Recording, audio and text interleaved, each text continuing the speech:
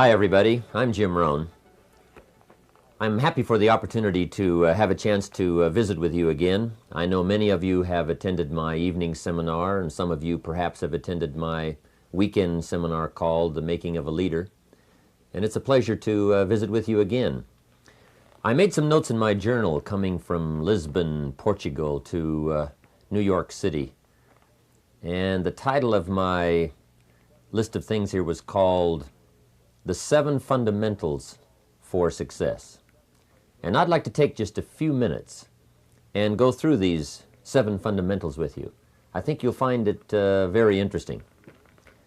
The first fundamental is a constant plan for setting, rearranging, evaluating, and strengthening the purpose of your goals. Setting goals is a very important part of our life's process. In the evening seminar, for you that have been, we talked about this little simple formula for setting goals. In the leadership seminar, we came up with a whole 10-year plan of goal setting, business goals and personal goals, family goals, economic goals, financial independence. It's a basic fundamental. In fact, if you will work hard on setting goals, put together a plan for setting goals, reevaluate them, rearrange them, constantly talk about them, go over them again and again, I tell you what this process will do in my personal opinion. It'll put you in what's known as the top 5%. And if you want to be successful, if you want your life to really change in major ways, this is one of the fundamentals. Guess how many people have a constant plan for setting, rearranging, evaluating, and strengthening the purpose of their goals? The answer is very few. In fact, if you will do this, you will become among the few who do, that become the envy of all who watch. So that's number 1 fundamental for success. Get together with your family, your wife, your husband, your children, your business colleagues, and make it one of the major fundamentals in your life, constantly setting, rearranging, evaluating, and strengthening the purpose of your goals. That's number 1, fundamental for success. Here's number 2.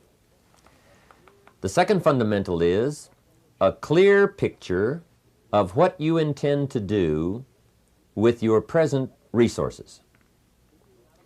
That's a fundamental. Figuring out a plan of what to do and how to manage your present resources. Most everyone I talk to has already got something. The big question is, what are you doing with it?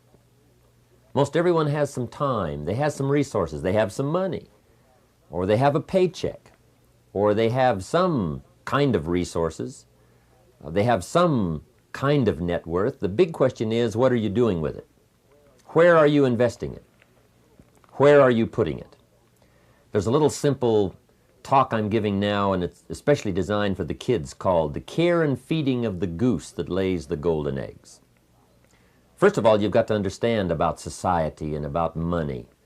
You've got to understand how to earn it, where to get it, where it comes from, and the importance of managing it.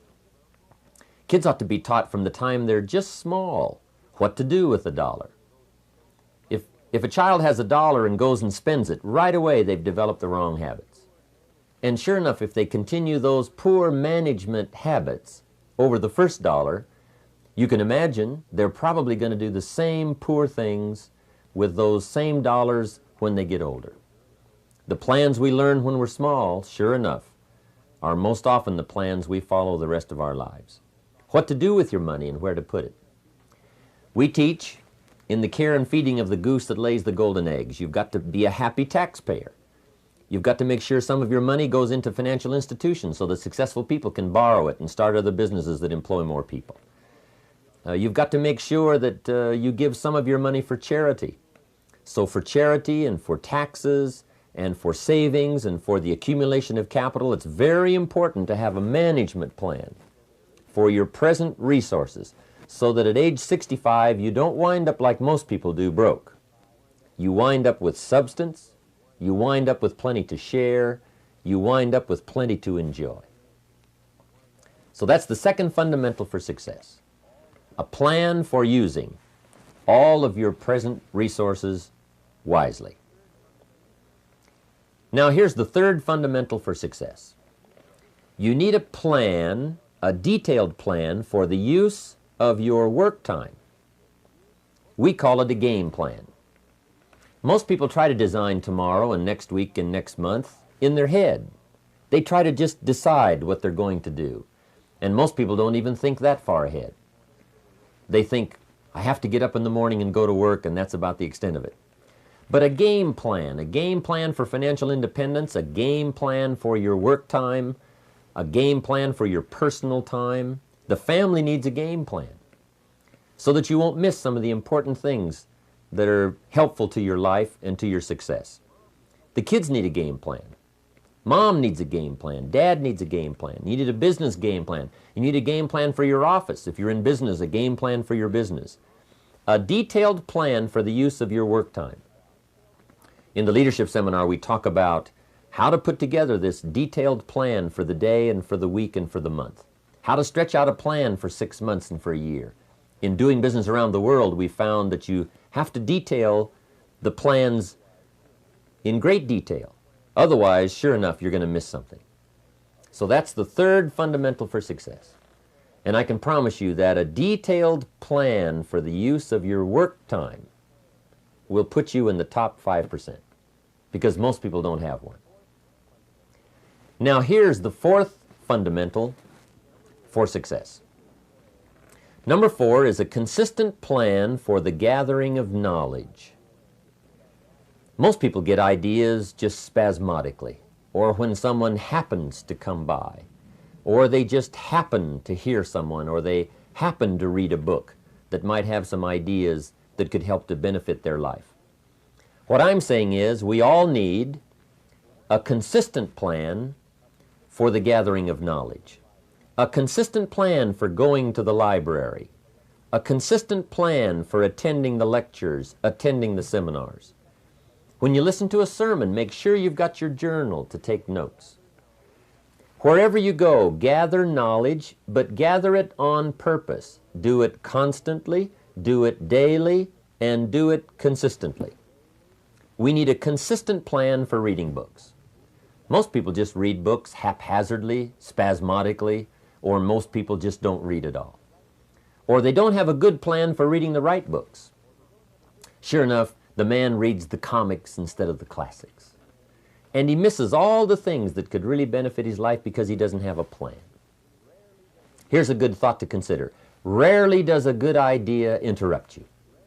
Good ideas must be pursued. You must go where they are. You must seek them out. And there's an important Bible phrase that says, if you seek, if you search, you will find. Sure enough, a consistent plan for gathering knowledge, reading the books, attending the lectures, putting together ideas and having a place to capture them like a journal where you can repeat them and go over them.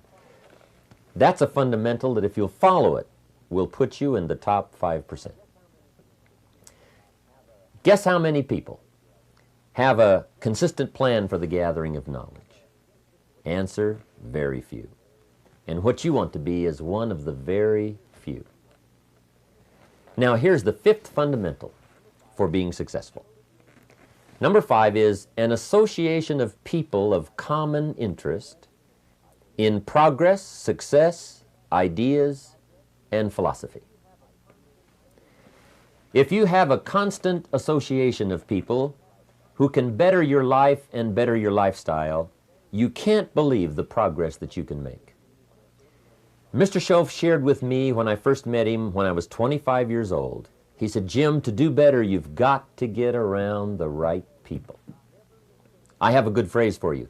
Never mistake the power of influence. The man says, well, I live here, but it doesn't really bother me. See, that's not true. He says, I'm around these people, but they really don't bother me. See, that's not true. Whoever you're around, whoever you're with, is exerting some kind of influence on your life. And what you must do, and this would be the good year to do it, the first year you've heard about it, is make plans to get around the right people. People who talk positive ideas. People who talk philosophy, the refinement of philosophy. See, just the latest joke won't help. You've got to get around people who read, people who are successful, and people who are growing and changing. Otherwise, your influence is going to be in the opposite direction. And I know most of us, wherever you work, you have to be around some negative influences. But what you must do is counterbalance that by an association of the right people, getting around the right people who can help to change your life for the better. So that's one of the 7 fundamentals, associating with the right people on a constant, consistent basis. So work on that one. And it's one of the 7 fundamentals. If you will work on an association of the right people who can help you to grow financially, personally, spiritually, socially, sure enough, it'll put you in the top 5%. Guess how many people have an association of people of common interest in progress, success, ideas, and philosophy? Answer, very few. But be one of the few. That's number 5. Here's number 6. The 6th fundamental for success is a plan for the development of all your personal skills. One of the great things to learn in life is that you can learn a great deal. There's hardly anything you can't learn. If you wished, you could learn several languages. There's so many skills that you can develop that you want to make sure that you've got a timetable and a plan for developing all those skills. Don't settle for less than you can be. See, at the end of your life, you don't want to wake up and discover that you've only lived 1/10 of it. And the person you could have become, you let that slide. The skill you could have developed, you just didn't take the time. There's a great deal of discipline required in developing all of your personal skills, but I can tell you that it's well worth the discipline. Make sure you go to the classes. Make sure you do all that you possibly can to develop every skill you can, from the skill of leadership, the skill of diplomacy, the skill of language, the skill of business. Whatever you can learn, make sure you take the time to learn it. Now here's the 7th and last fundamental for success. And this is a very important one. Mr. Schoaf taught me this one when I first met him at age 25. He called it lifestyle. Learning how to live. The 7th fundamental is a constant plan for figuring ways to live uniquely and to enjoy your present substance. Lifestyle is the challenge of learning how to live well. See, if you earned well and didn't live well, see, that would be pitiful. If a man made a great deal of money, but his personality didn't change and his lifestyle didn't change, his uniqueness didn't change, see, that would be pitiful. It's pitiful to find a man in a $500,000 home and sure enough, he's a $5,000 man. Learning the skills of lifestyle, what to do with your money so that you get joy from it. Schoaf taught me the simplest little things, like tip. He taught me what the word tip meant. I didn't know. I'm from a little farm community. What did I know about tip?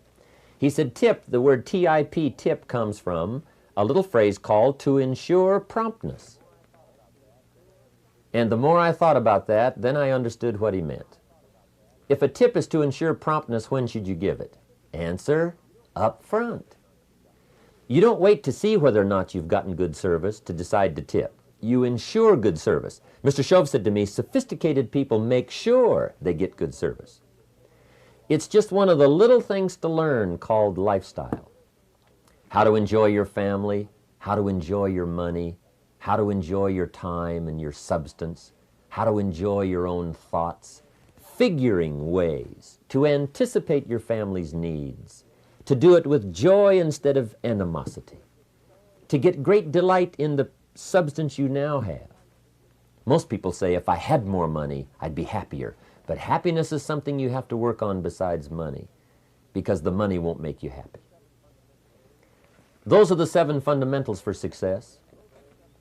Goals, a plan for goals, a clear picture of how to use your resources, a plan for your work time, a plan for gathering knowledge, association with the right people, a plan for developing your skills, and lifestyle. If you'll follow those 7 fundamentals, I can promise you, life will work well for you. I want to thank you for giving me this time to spend with you. It's been just a few minutes, but I hope The few ideas I've had to share from my journal have been valuable to you. I look forward to meeting you if I haven't already met you, and if I have met you, I wish you continued success. Keep up the good work. Drop me a letter. Let me know how you're doing. Thanks for your time. See you later.